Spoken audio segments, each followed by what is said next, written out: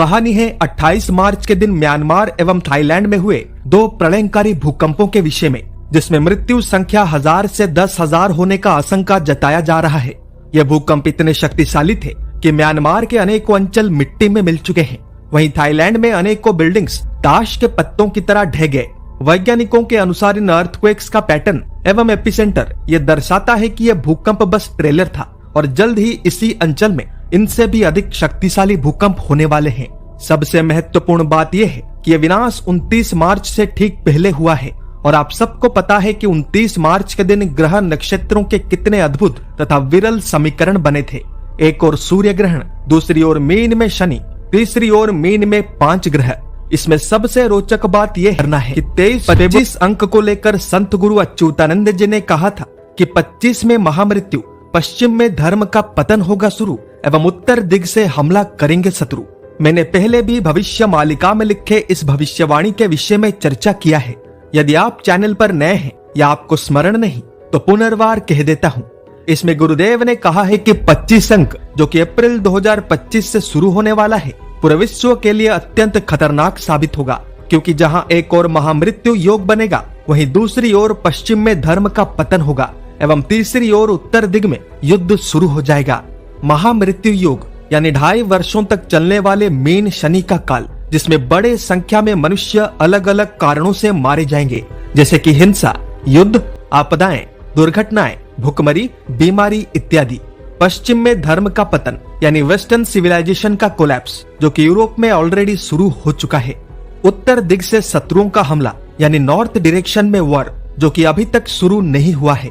परंतु जिस प्रकार निरंतर विश्व का भू राजनीति बदल रहा है, ऐसा नहीं लगता कि यह युद्ध अब अधिक दूर है।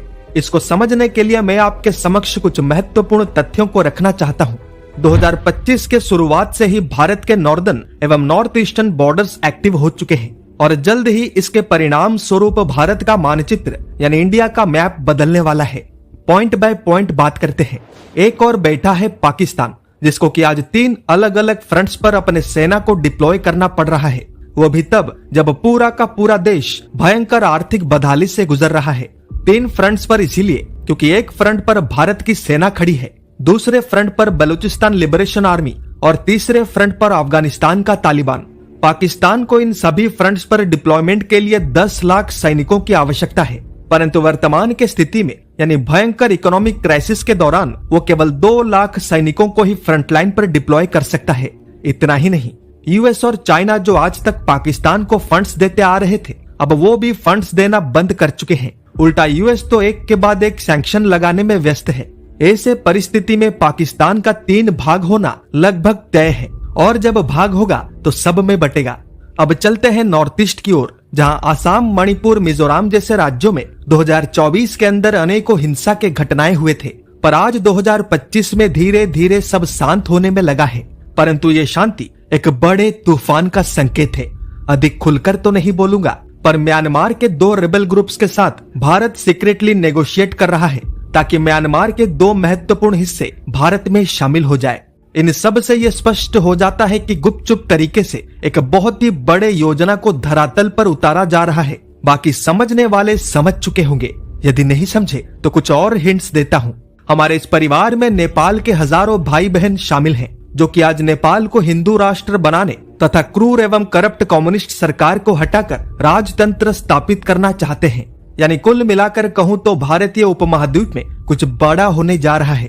पर जो भी हो, भारतीय उपमहाद्वीप यानी इंडियन सब कॉन्टिनेंट में हो रहे इन डेवलपमेंट से एक देश बहुत ही परेशान और चिंतित है, और उस देश का नाम है चाइना। चाइना इतना ज्यादा घबराया हुआ है कि उसने हड़बड़ी में अपने सेना को पीओके में डिप्लॉय कर दिया है। बांग्लादेश के कार्टून नेटवर्क डिपार्टमेंट के चीफ नमूने यूनुस को बुलाकर लॉलीपॉप दे रहा है और निरंतर म्यांमार के रेबल ग्रुप्स के साथ संबंध बनाने के प्रयास में लगा है। पर अब पछताए हो तो क्या, जब चिड़िया चुग गई खेत। मीन शनि का काल आरंभ हो चुका है। वातावरण में विनाश का सुगंध भी महकने लगा है। हर तरफ हिंसा और संघर्ष ही दृश्यमान होने लगा है, जिसके कारण उत्तर से शत्रुओं का हमला अब निश्चित लगने लगा है। अपेक्षा है तो बस एक ट्रिगर पॉइंट का, यानी एक ऐसे चिंगारी का जो कलयुग के अंतिम महायुद्ध में परिवर्तित हो जाएगा, जिसके केंद्र में भारत होगा।